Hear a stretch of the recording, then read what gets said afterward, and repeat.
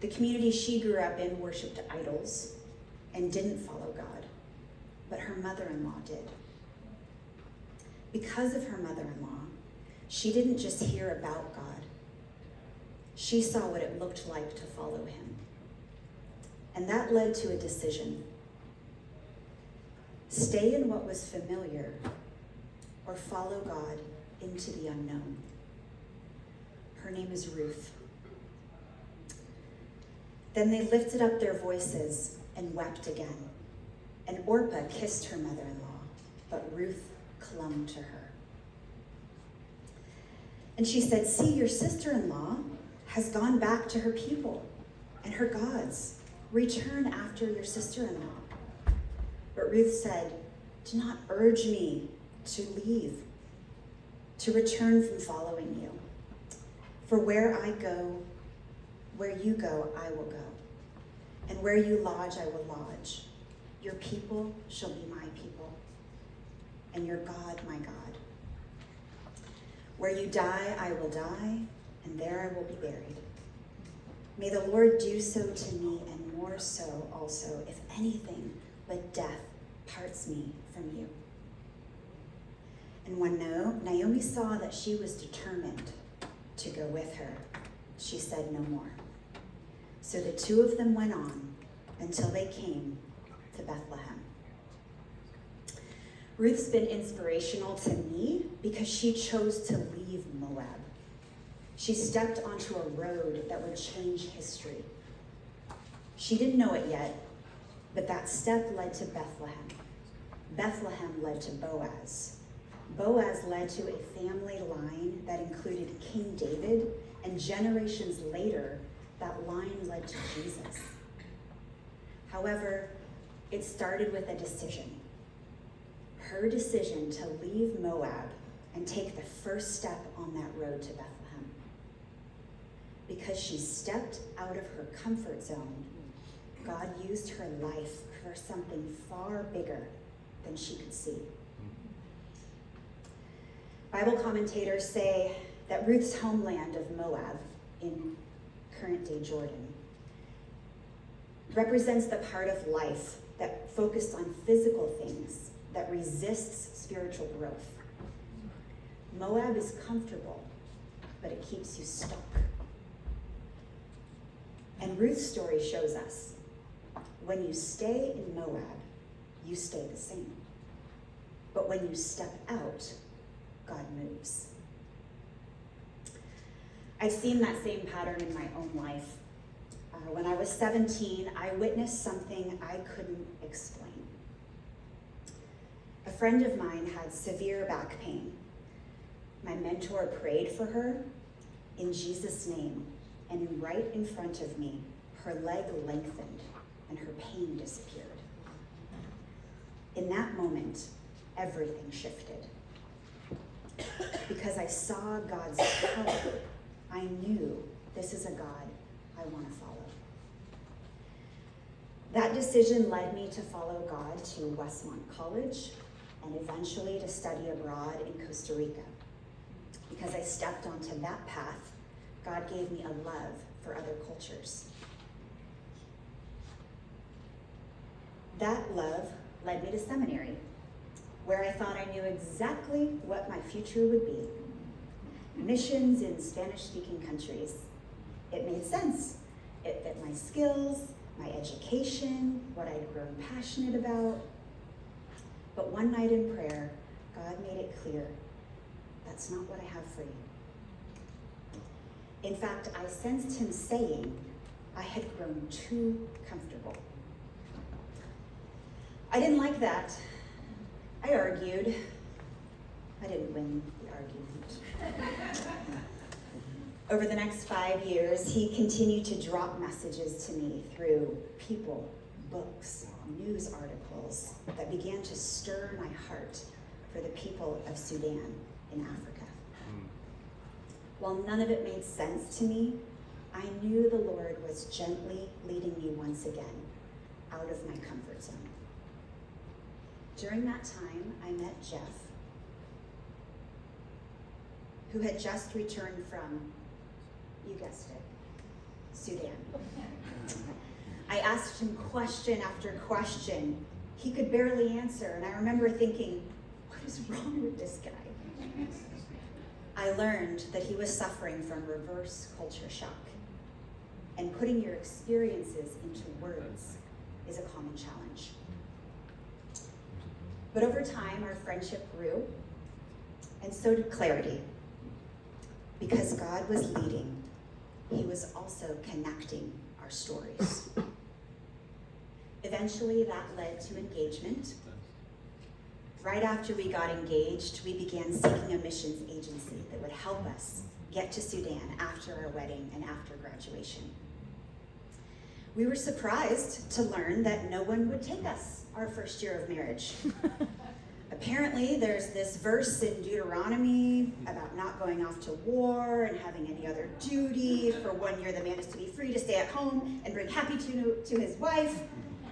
And I'm convinced that missions agencies use that to protect themselves from newlyweds. Because that door closed, another one opened.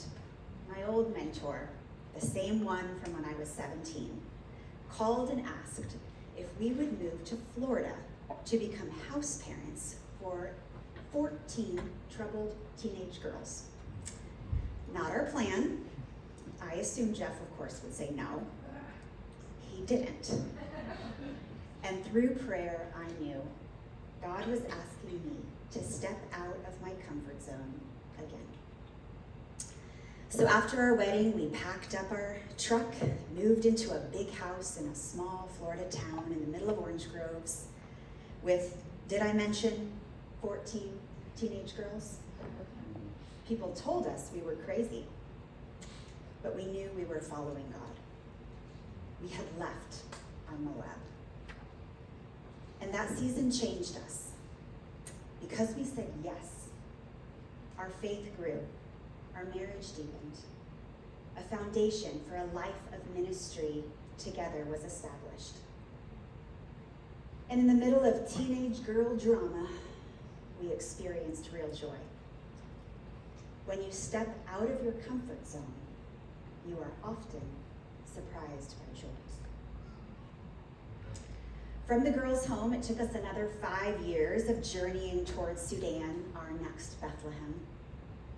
As we got closer to going, I began to fight feelings of fear and inadequacy. And thoughts of, can I really hack it in Sudan, flooded my mind.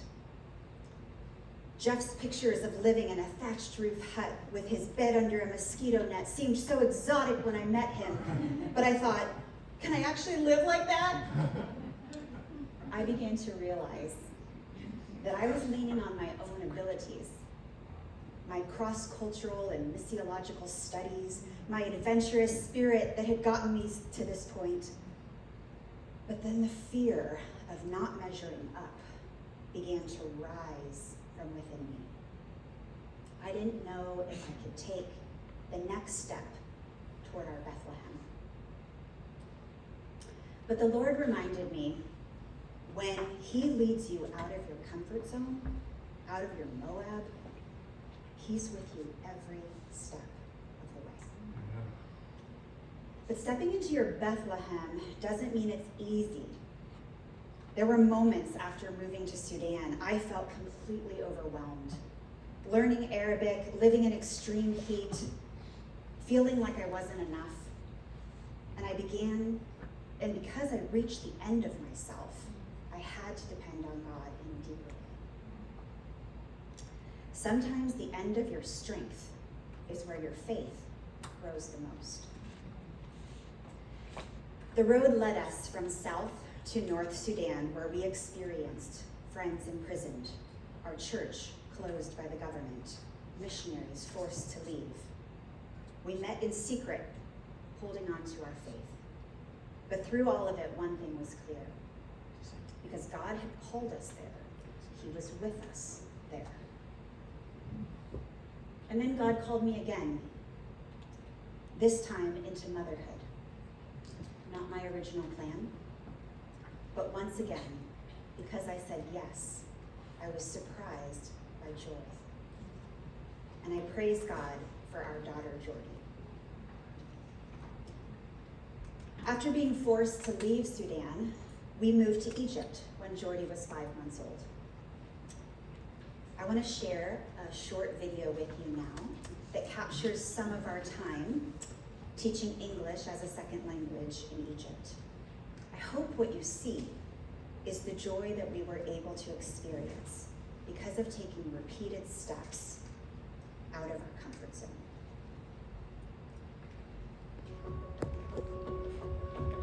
How do we continue to convey the love of Christ, the fatherhood of God to the people that we're walking in the streets with, the kids that Jordy's playing with, and their mothers that are watching on?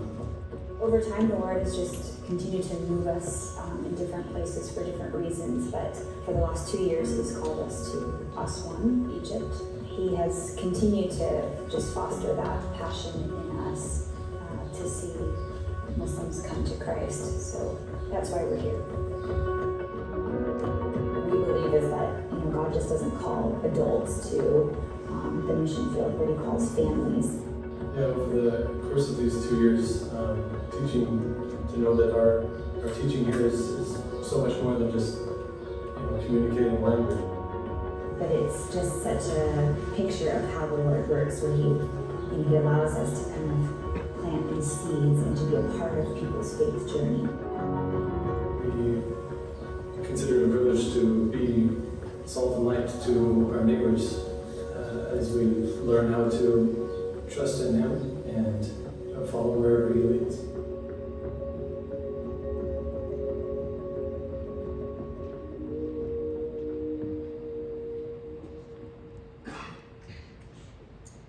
Eventually, God led us to Sacramento. We thought it would be temporary. Because we were willing to take the next step, God showed us the mission field was here. We began working with refugees, and later God called me to step out in faith again, away from my job at World Relief and into fundraising for my position at Capital Community Athletics, serving refugee youth through sports.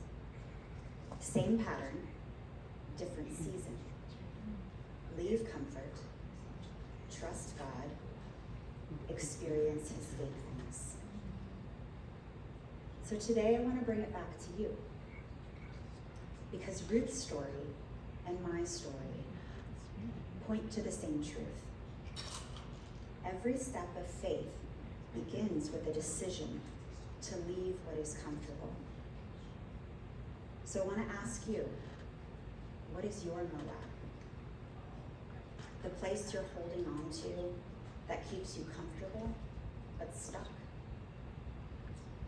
What is the Bethlehem God's calling you toward? And what step will you take today to move in that direction?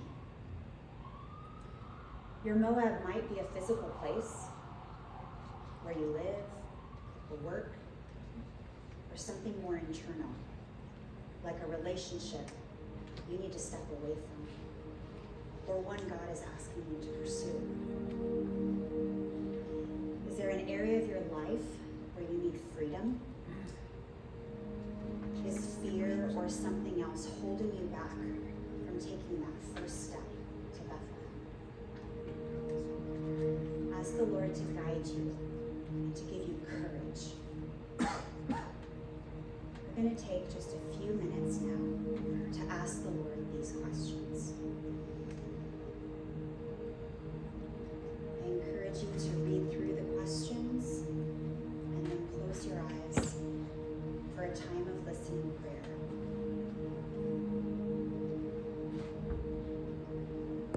Lord, please speak to us now.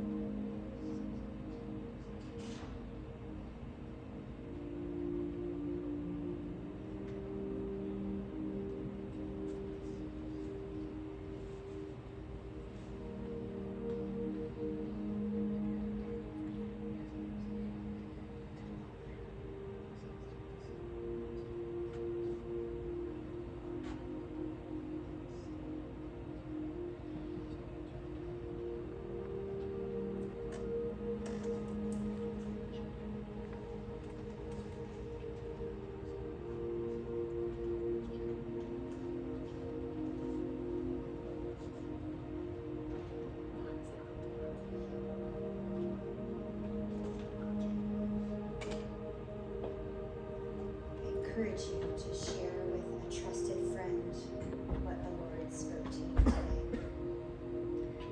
And if this setting with a room full of people and music doesn't make it easy for you to hear from him, I would encourage you to take some time this week, revisit these questions, and ask the Lord, what is the next step that you can take toward Bethlehem?